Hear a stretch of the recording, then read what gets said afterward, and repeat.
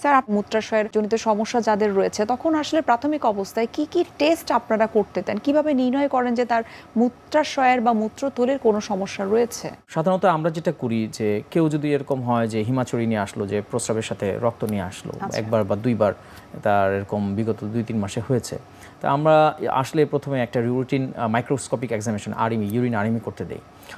যদি তার হিমাচুরিয়া থাকে সেখানে হয়তো দেখা যাবে যে আরবিসি প্রেজেন্ট, যদি সাথে অ্যাসোসিয়েটেড ইনফেকশন থাকে পাসেলও থাকতে পারে। আচ্ছা, দেন আমরা সাধারণত এটা এক্সক্লুড করার জন্য একটি আলট্রাসোনোগ্রাম দেই।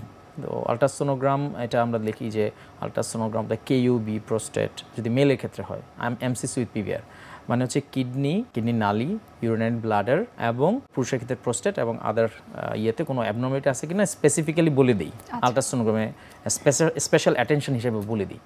তো এটা সোনোগ্রাফিক রিপোর্টে যদি ব্লাডার ক্যান্সার থাকে তাহলে তারা বলে দেয় যে হেটারোজেনাস বা মিক্সড ইকোজেনিক স্ট্রাকচার থাকতেছে, বলে দেয়।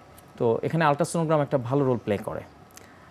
যখন আলট্রাসোনোগ্রামে আমরা বুঝতে পারলাম যে তার হচ্ছে যে এই ধরনের একটা টিউমার বা ব্লাডার ক্যান্সার আছে, আমরা সিরাম ক্রিয়েটিনিন করতে দিই যে এটা কি আসলে ইউরিটারি অরিফিস বা নালীকে ইনভলভ করলো কিনা। যদি দেখা যায় যে সিরাম ক্রিয়েটিনিন উইদিন নর্মালি থাকে তাহলে সেক্ষেত্রে আমরা কন্ট্রাস্ট এনহান্স সিটি স্ক্যান দিই। আচ্ছা, মানে এইটা আসলে কেন দিই, আলট্রাসোনোগ্রামে আসলে টিউমারটা বোঝা যায়, আর লোকেশনটাও বোঝা যায় যে এটা কি বেজে আছে না ল্যাটারাল ওয়ালে আছে না ডোমে আছে, এটা হয়তো বলতে পারে। অ্যান্ড টু সাম এক্সটেন্ট অনেক সময় সোনোলজিস্ট যদি খুব বেশি অভিজ্ঞ হয় তাহলে টিউমারটা কি পেরিভেসিক্যাল ফ্যাট প্ল্যান, মানে টিউমারটা তার আশেপাশের স্ট্রাকচারটাকে কি ধরে ফেলছে কিনা সেটাও বলতে পারে। অর্থাৎ কতটুকু ছড়িয়ে গেছে এটা বলতে পারে, কিছুটা বলতে পারে, বাট এটা পুরোপুরি ক্লিয়ারলি বোঝা যায় কন্ট্রাস্ট এনহান্স সিটি স্ক্যানের মাধ্যমে। তো আসলে এটা কি আসলে মাসেল টিস্যু ইনভেট করলো কি না, ফ্যাট প্ল্যান ঠিক আছে কি না, লিম নোড ইনভলভ করলো কি না, লিভারের অবস্থা কেমন, এটা কিডনিতে কি ফুলে গেছে কিনা, পানিতে ফুলে গেছে কিনা, অ্যাজ ওয়েল অ্যাজ স্টেজিংও করা যায় এই কন্ট্রাস্ট এনহান্স সিটি স্ক্যানের মাধ্যমে।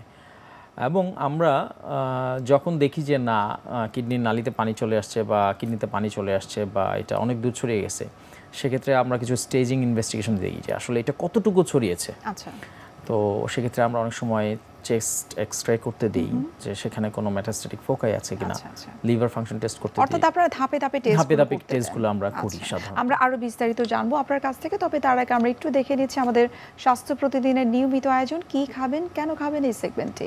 সুপ্রিয় দর্শক, আপনারা দেখছেন এনটিভি নিয়মিত স্বাস্থ্য বিষয়ক আয়োজন স্বাস্থ্য প্রতিদিন, এই অনুষ্ঠানটি